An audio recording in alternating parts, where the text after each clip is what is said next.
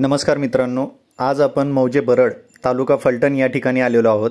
बरड येथे बुधवार दिनांक 11 सप्टेंबर रोजी माननीय श्री उद्धव बाळासाहेब ठाकरे यांच्या वाढदिवसाचे औचित्य साधून हिंदू हृदय सम्राट केसरी या नावाने भव्य बैलगाडा शर्यतीचे आयोजन करण्यात आलेले आहे।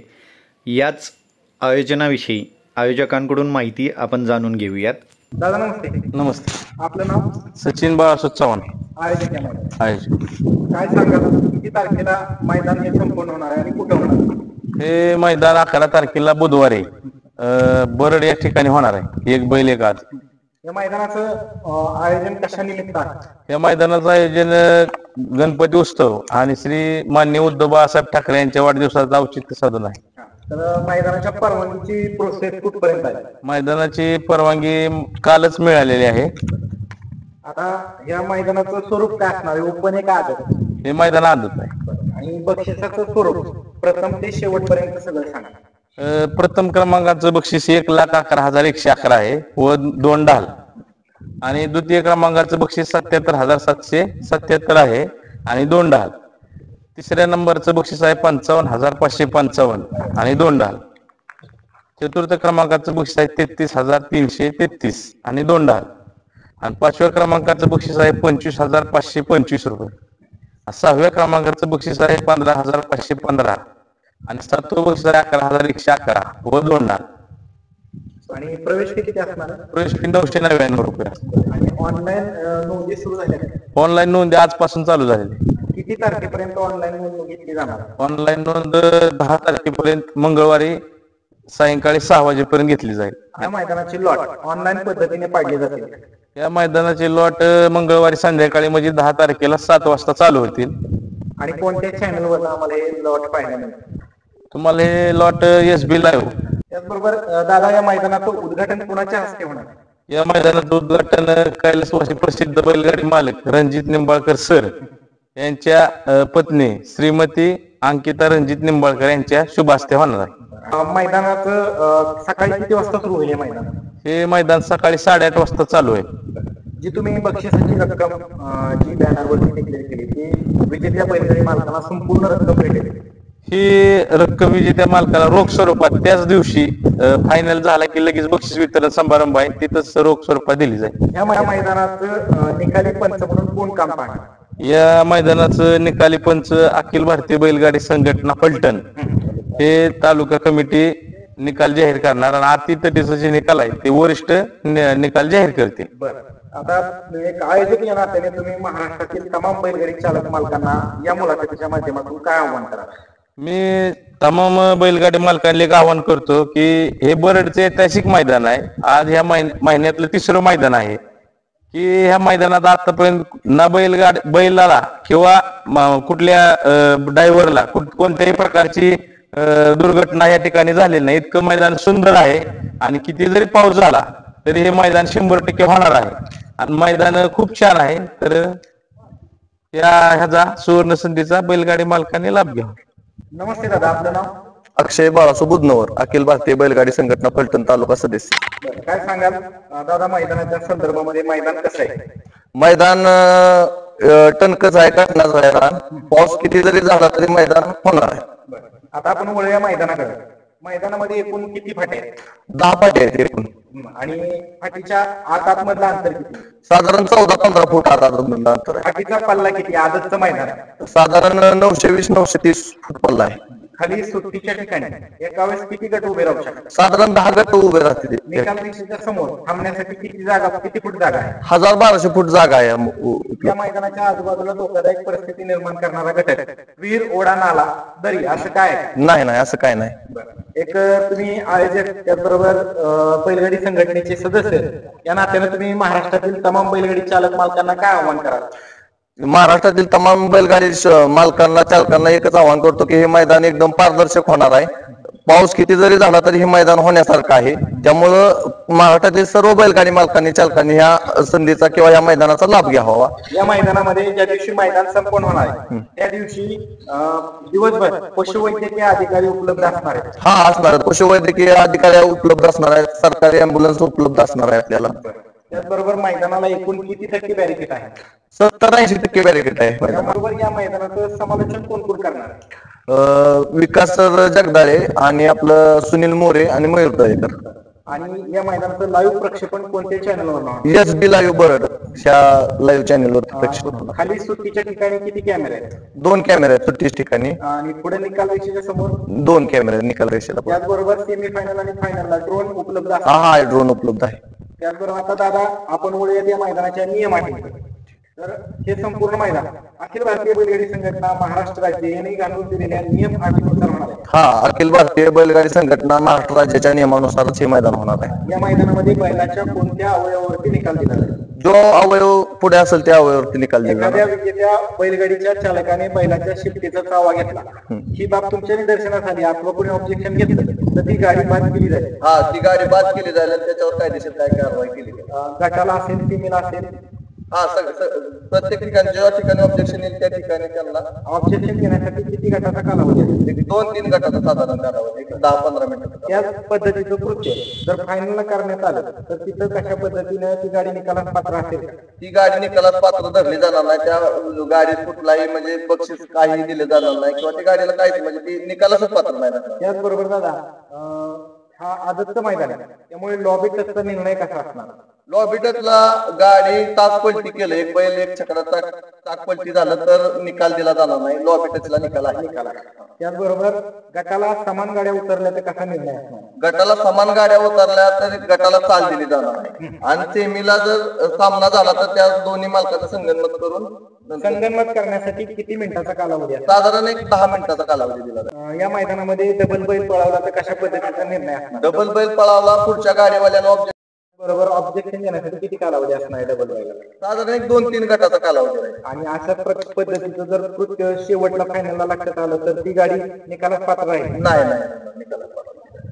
ह्या मैदानामध्ये निकाल रेषेच्या समोर साधारणतः प्रेक्षक कंट्रोल करण्यासाठी काय करण्यात आले? एक 100 फूट अंतिम तास टाकलेला आहे. 100 फुटाच्या पलीकडेच पब्लिक राहणार आणि एक 20-30 बाउन्सर आपण सांगितलेले आहे. आणि जे लाईव्ह प्रक्षेपण करणार आहे त्या चॅनलला इंटरनेटची सुविधा देण्यात आलेली? हा देण्यात आलेली.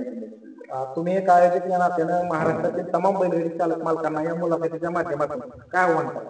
मुलाखतीच्या माध्यमातून एवढंच आवाहन करतो की जास्तीत जास्त गाड्यांनी सहभाग घ्यावा, जास्तीत जास्त गाड्यांनी नोंद करून आम्हाला सहकार्य करावं आणि 10 तारखेच्या अगोदरच सर्वांनी नोंद करावी. 10 तारखेनंतर नोंद घेतली जाणार नाही मैदानात. त्यामुळे 10 तारखेपर्यंत 6 वाजेपर्यंत नोंद घेतली जाईल.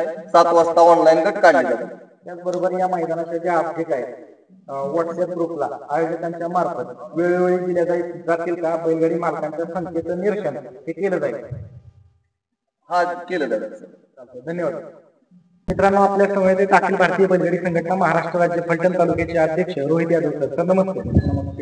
काय सांगाल सर मैदानाच्या संदर्भामध्ये?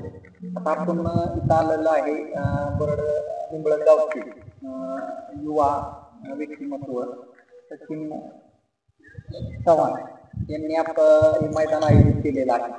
तर त्यांच्याशी आपण चर्चा केली. आता त्यांनी मैदानाचं ग्राउंडचं काम बी एकदम उत्कृष्टरित्या चालवलेलं आहे. आता मैदानात खडे वेचण्याचं काम चालू होईल. त्याचे व्हिडिओ त्यांनी पाठवतील.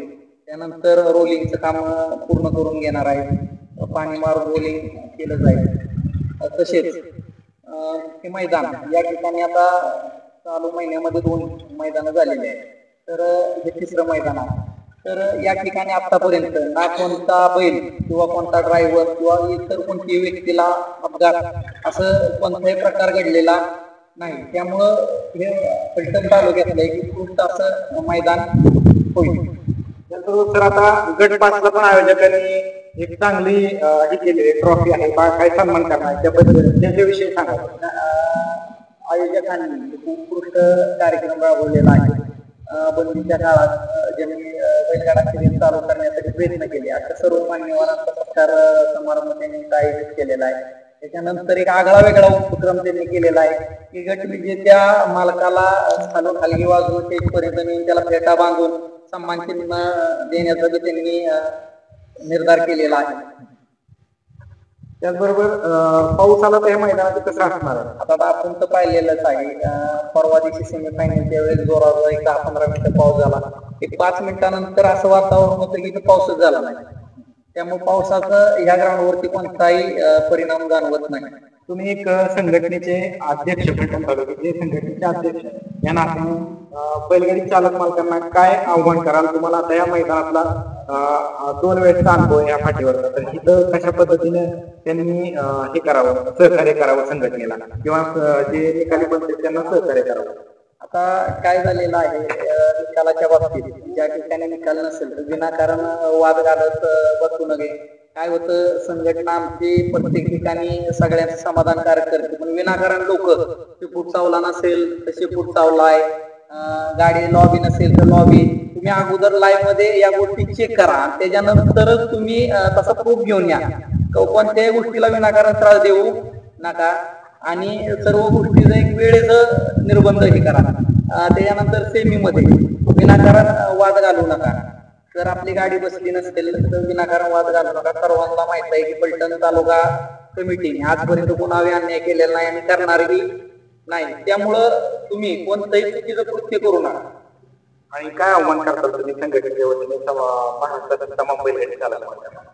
महाराष्ट्रातील सर्व तमाम बैलगाडी मालकांना आणि जे नवीन बैलगाडी मालक आहे त्यांच्यासाठी सुवर्ण संधी. या मैदानामध्ये आतापर्यंत सर्व नवीन चेहरेच फायनलला राहिलेले आहेत.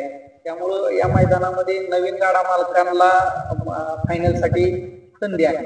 त्यानंतर आपण सर्व ठिकाणी पाहत आहे, इतर तालुका कमिटीचे अध्यक्ष किंवा कमिटीची चर्चा होत आहे. हे काय होतंय, लोक वाट पाहतात मैदान होणार आहे का, काय होणार आहे. या मैदानावरती पावसाचा कोणताही परिणाम जाणवणार नाही. तसेच आयोजकांना मैदानाची परमिशन मी पूर्ण काम झालेलं आहे. त्यामुळे या मैदानाबाबत कोणतीही शंका घेण्याचं परिणाम नाही. तसेच कितीही पाऊस आला तरी चालू पावसात सुद्धा मैदान पार पडते. आता सध्या तर पावसाचं काय वातावरण नाही, त्यामुळे आपण मनात कोणताही संभ्रम न करता लवकरात लवकर गाडी नोंदवून घ्या. तुम्ही 10 तारखेला जर गाडी नोंदवायला जाताल तर काय होतंय, त्यांचं लिमिट संपलं जाते, त्यानंतर गाडी नोंदण्याचं हे होतंय. आणि आयोजकांनी हे मैदान एक नावासाठी घेतलेले, पैसे कमवायसाठी मैदान त्यांनी घेतलेलं नाही. तर मैदान हे अखिल भारतीय बैलगाडी संघटना फलटण तालुका यांच्या विचाराने होत असल्याने इथे आजपर्यंत झालेल्या सर्व मैदानात झाले तसे संपूर्ण पारदर्शक आणि निपक्षपाती निकाल दिले जातील. सदर मैदानामध्ये एक आमचे मार्गदर्शक कैलासवासी रणजित निंबाळकर सर यांची कन्या अंकुरन अंकिता रणजित निंबाळकर हिचा वाढदिवस साजरा केला जाणार आहे.